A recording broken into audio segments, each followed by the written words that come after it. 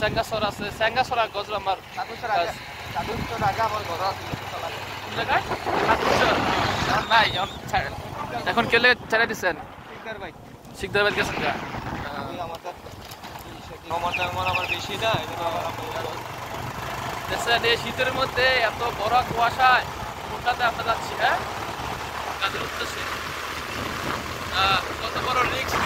না ভাই পেটের খিদা মজার জন্য কাজ করতে হবে জীবনে যুদ্ধ করতে হবে